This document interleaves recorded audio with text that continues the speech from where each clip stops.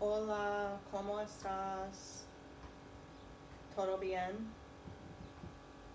Well, I am here to talk about some things that happen when you're going through transitions or when you're going into the next level of your life. For example, you've outgrown something. You can outgrow a relationship, you can outgrow a job, you can even outgrow a location. So it can be multidimensional, of course. And I'm finding now that it takes a tremendous amount of strength and faith to take yourself to the next level. And I can tell you mine involves directly international travel and sociology, social change, and by default, environmental science and animal behavior. Um, it's quite complex, so I have to take a step back in terms of I've been very aggressive in my career and very I would say masculine and dominant. Like I have a lot of those aggressive anger management type masculine energies. Like I can tap into them and I can use them because it's just like you learn how to use different strengths and pull on them when you need them in your life. But now I'm having to become my natural, more feminine side, and I'm becoming my feminine, full feminine self. Like, I'm being asked to slow down, detach, and focus on receiving. Focusing on receiving rather than giving constantly, because it's like I was constantly giving, like giving into other people's ideas, giving into different people's research projects, giving into what other people wanted me to do or what jobs were demanding me to do. Like, I feel as though because I've worked through my masculine anger management or whatever, and that is also part of being like a woman in the first world, right? So you kind of need to put yourself through that to fully grasp, I think, the full layout of what's going on. So you can understand what's at stake and the amount of effort needed and the foundation required. So I'm really scared to finally, have to put my guard down just a little bit, or at least one of the guards. Like, there's multiple walls, right? There's multiple guards. Some of them work 24/7, some of them are on part time shifts. I mean, we all have our own things going on. So, yeah, you need to, I mean, I'm feeling, because I'm through the anger phase, because now I'm letting go for real. Like, now I'm actually letting go of the control and the obsession with needing to have control, or like, you kind of get programmed through college and stuff that there's this like straight up cause and effect type arrangement going on, and then you have some intense life experiences and you let life take you for the ride and you let go a little bit.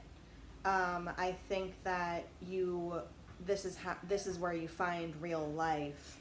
And I think that this is where you find real blessings as well as soul family members.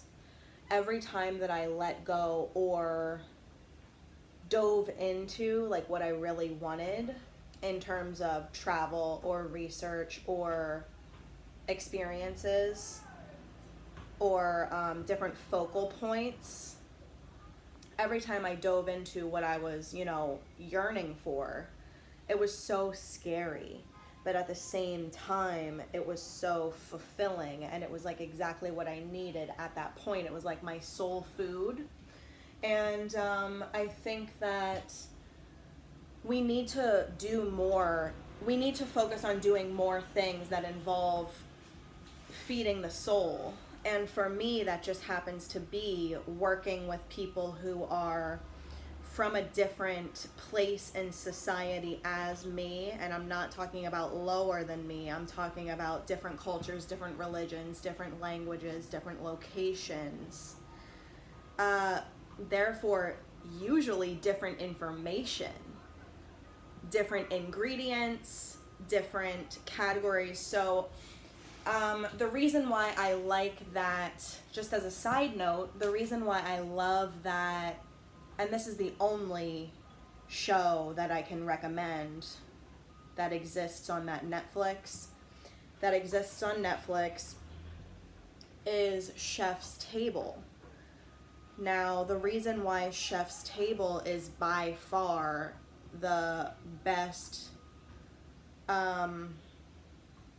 show available right now is because they go through real life scenarios in which people are challenging themselves and others to create high quality experiences, high quality blessings that require higher levels of sacrifice, focus, time, energy.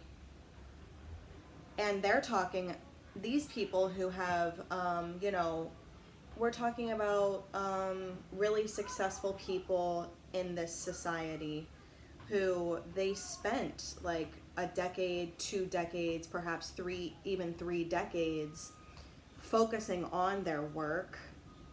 So that's why it's a reminder for us that we need to, yes, work hard, but also let life happen. And they show that very well in that show, because they say and they talk about the struggles of them going and doing their research and going and living this place, going and working for this person, running this restaurant here, or running out of money in this place, and then you have to do a different job. Like they just had so many circumstances, or just dealing with what life had to throw at them. And every single time it ended in a blessing. Every single time it ended in, a blessing in disguise, or like a gift for the recognition of their hard work and dedication. So these things don't go unnoticed. It's just that sometimes you have to do other things in order to feel connected. Like, I definitely feel disconnected living in the first world. It's supposed to be all connected and all technologically based and yada yada, but really, that's not a society. I definitely feel more connected to the society and a real community while traveling, specifically in third world countries, a little bit in second world. If it's not touristy and it's in the second world, it could work. And my client, who's a pharmacist, knows a lot more about that than I do, because I didn't really mix and mingle with the second world that much yet. And that's a very interesting place to be, because it's usually, excuse my voice, I've been like losing my voice. It's usually split. And it's usually, highly controlled through, like the government usually has a lot of control over the resources, as far as the supply chain goes, and as far as where the money is going.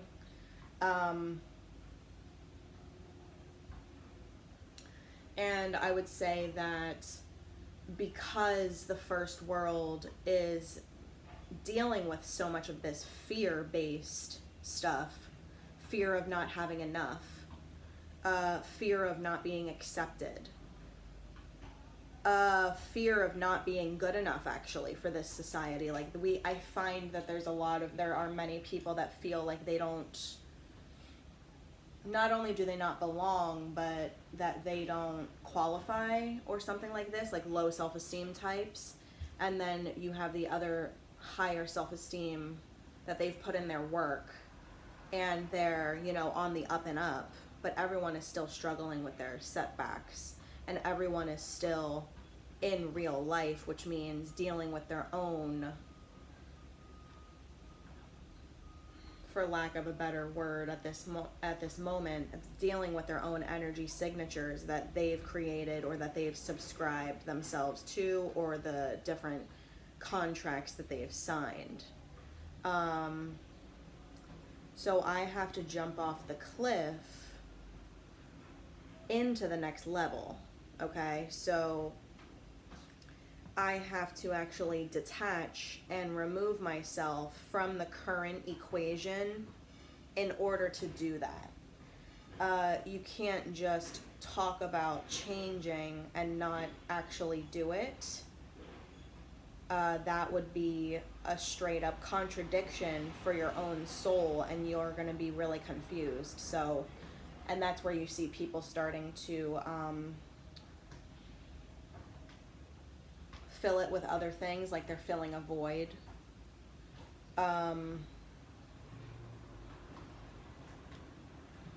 Yeah, so I'm moving into a space that is highly protected. I always felt protected from spirit and from the heavens. I always felt that protection. However, I didn't ever really feel as much the social / familial support that other people seem to boast and engage in quite frequently. So I'm saying that I felt left out in many circumstances and in many regards. However, this only taught me more about myself. So that's what I'm trying to say, is once you get through the anger management phase and you're done with the anger part, you get to walk into the full protection part, where you are able to feel yourself again and be back to yourself again. Like, I'm talking about when I was free and I didn't have a care in the world and I was so adventurous and so carefree, like really to the bones, and to everyone that I met, like that's really my true essence. And I have since had to create protections for myself, like these ridiculous people, but it was only to teach you about the world, right? Like all of your setbacks and all of your boundaries or challenges, people throw you for different loops. Different events might throw you for different loops. Those types of things. You always sort of end up realizing that you're still blessed at the end of the day, and realizing that if you do put in your effort and you do let go of your grief and let go of your anger, so that's where I'm at now, is I'm coming into that place where you're fully protected, and you're ready to let the community, social, familial aspect also support you. So a big part of success is realizing that you need other people, that you actually have to let some of your guards down in order to work with your team, to work with your family, soul family, to work with your team, and to allow the other parts of the control to be delegated to others. This goes along with people who are strong enough to rely on others for help and to admit that they need help. And then therefore you can still, in my case, do all of that and still be a sensitive person, to which um, you're not going to fall into or succumb to your fears. You're going to have to face your fears head first. And this is why I'm going back down to the rainforest. Let me tell you a little bit about the rainforest. It's a whole different world. It's an entirely different ball game. Nothing is the same. We're talking about, we are talking about nature in its purest form, but we're also talking about the kingdom playing out in front of your very eyes. So I've seen so much down there, it's insane. And this time it's going to be longer term and spread out through different locations, in which I'll basically be taking myself on a little tour. Let's just put it this way. But the beginning phases of the tour are very focused on one village and one particular set of projects. And then after that point onward, it will be more focused on taking another leap of faith and going down even more deeper into the Amazon, in which I won't have anybody in my direct, like I most likely, I don't know if I'm going to be going alone or not. Let's just put it that way. Like, I don't know if I'll be traveling alone or not. It depends on which way the research goes.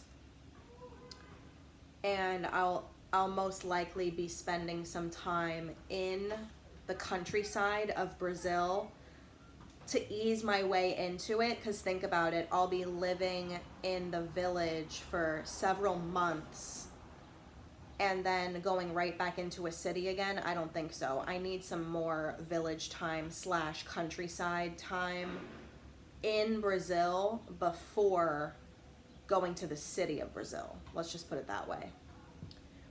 But I'm really looking forward to it, because it's going to be me going back to who I am again. It's going to be me going back to my true, authentic self and giving myself the opportunity to receive and be blessed and actually retrieve my blessings. And you have to listen to your intuition. You have to listen to your angels. You have to listen to all of those messages that come through, because that's information on where you're going to be going next and where you need to go next. It's not necessarily based on what you want to do. I never wanted to go to South America. I never wanted to live there. I'm saying I need to live there. I need to go there. I have to talk to those people. I need to be around those people, and I need to jump off the cliff, which involves Brazil, apparently, right now. So you have to face your fears head on, and you have to listen to the messages and interpret them correctly, even if it scares you, and even if you don't know the ending, like you don't know the outcome, right? I don't know the outcome of this exact trip. It just feels like a big deal. It feels like I'm about to receive either more information or like a lot of blessings, right? So, of course, I'm fascinated by and captivated by so many other areas of the world, including all of Northern Africa, all of the Mediterranean, and all of Asia. So I'm very fascinated by many other places. It's not just South America or Brazil or these places. It's just that I'm listening to my spirit. I'm listening to my Father in the heavens, and I'm listening to the messages thereof, and the sequence of events So I hope that you guys understand what I'm talking about, and please reach out to me if you have any questions. And I would really like to work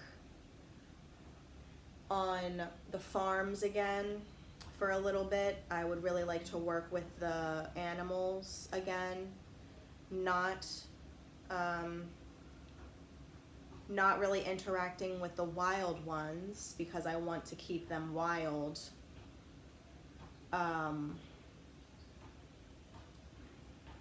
And I just want everything to remain balanced if at all possible.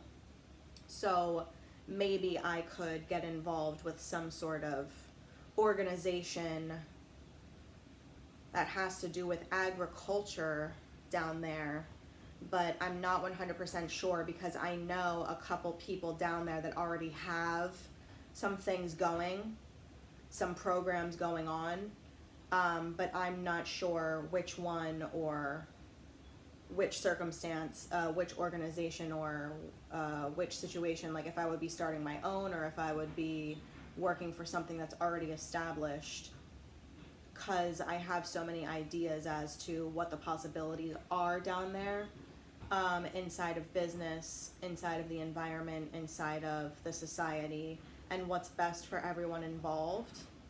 So we'll see what happens. I mean, I can't really tell you exactly how it's going to end, but I can tell you that there are definitely blessings attached to these trips, and it's a huge exercise on letting go and allowing Father in the heavens, your spirit, your angels to take over. I'm at that point where I have no other choice because I've already reached the ceiling. So now I need to let it go. It's out of my control. So I'm accepting the fact that it's completely out of my control. And so therefore I'm able to start to relax more and let go of the leftover cortisol and let go of that leftover anger that I have. Okay, love you guys so much. Ciao.